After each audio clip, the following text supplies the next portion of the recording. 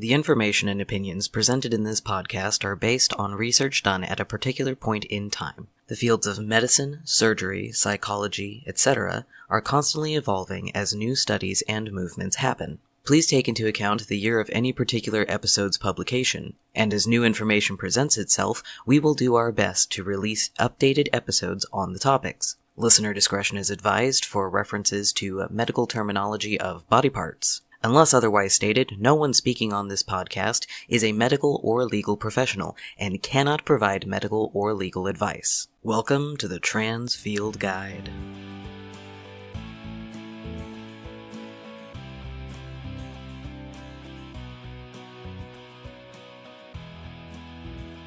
What's this? An episode on a weekday? No, I haven't gone more crazy than I already am. Today I shine the spotlight on a local educational event coming up that focuses on the voices of the trans and gender non-binary spectrum. I have Jake, one of the organizers, with me to tell us the details. So to start off with, go ahead and tell us about the event, what it is, and what it's about. So this is an intimate question and answer panel setting with 4 panelists. We're going to have an FTM, an MTF, a non-binary or gender fluid individual to represent that group, and then a SOFA. And we're going to have a panel moderator asking preset questions, and each panelist is going to take turns answering the questions, and each person's going to get about a minute or two.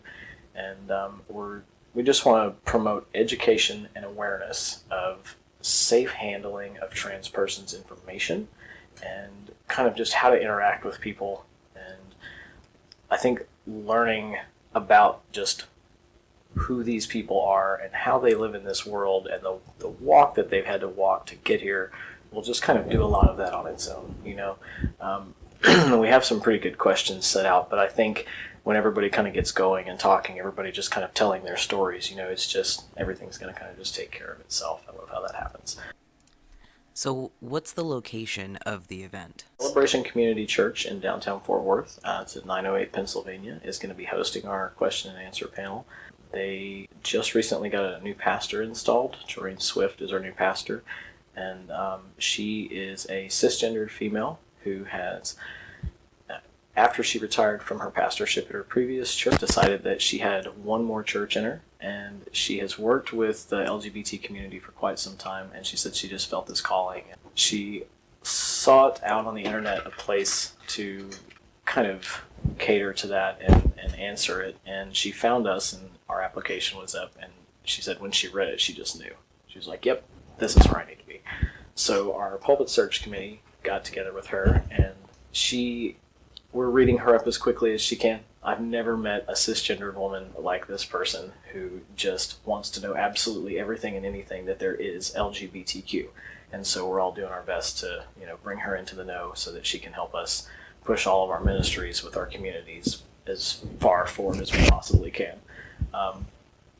She is an amazing woman who really just is doing great things for bringing the cisgendered side of the community and the LGBTQ side together. There was a lot of pushback in the church when she first came in, and everybody was like, oh my God, you've got a cisgendered pastor. This is not going to work. No, you know, they can't do this. And I kind of look at it like, this is exactly what we need. If you want to promote education and awareness, you can't just do it within our community. Sure, there's inter-community violence and pushback and things like that, but you can't exclude one or the other. This has to go much further than our own community. And she is absolutely, I think, the best individual to be able to do that. Someone that does not live in the community full time. You know, she has been cisgendered and lived that way her whole life. She's married to a wonderful man who comes to church and all of our events every Sunday and everything. And I see her doing great things. This panel is just the start of it. This is just going to kick off her pastorship there. And I think I don't know if we're more excited or if she is, but this is like truly her first big rodeo in the LGBTQ, you know, community. So we're going to try and just knock it out of the park for her. We have been pushing PR in just about every avenue that we can scrape up and find. Our sanctuary will hold about 200, but we're going to try and shoot for standing room only. So we're hoping this will be a pretty big event. As we were talking about earlier, potentially also having a either Facebook or YouTube live feed of the event? Absolutely. Will you guys be open to taking questions from the audience both in person and online? For the first part of the panel, I'm going to say probably the first 30 to 45 minutes, it'll be preset questions that the moderator will ask, and they'll be passed from panelist to panelist so that we get kind of a different answer and viewpoint on each question from each different individual. But I think like the last 15 or 20 minutes of the panel is going to kind of be saved for audience questions. So there will definitely be a time for that. So if you're there at the panel, or if we are able to do the Facebook and YouTube live and you can ask online, then there will be a time at the end to do that. Then after the event, we're going to have meet and greet time. No specific end time on that. I believe the Facebook event page says the time frame is from 5 to 8 o'clock, but the sanctuary and the fellowship hall are not going to close. We're just going to shut it down. We'll be there until we're done. So after the event, if you still have more questions, you can definitely come in and meet the panelists face-to-face and talk to them and ask them anything. I don't think there is going to be anybody there that would be hesitant to answer any question that anybody had.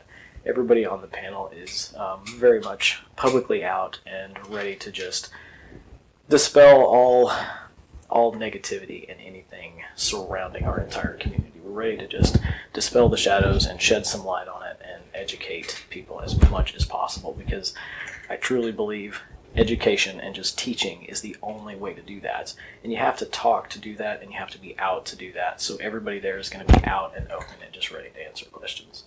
And what's the day and time that this event's going to be? This actually worked out kind of great. International Transgender Day of Visibility is March 31st, and that is the day that we are getting to hold the panel on. It just worked out that way beautifully. So the time frame is going to be from 5 to 8 o'clock if you look at the event page. The actual panel is going to kick off right at 5.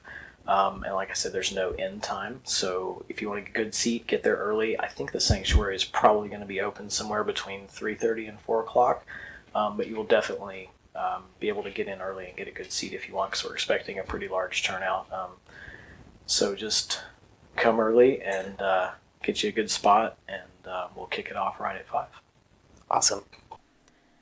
Once again, this is the Transgender Education and Awareness Panel at Celebration Community Church in Fort Worth, 908 Pennsylvania Avenue, Fort Worth, Texas, 76104, on Sunday, March 31st, 2019, at 5 p.m., going until they kick us out.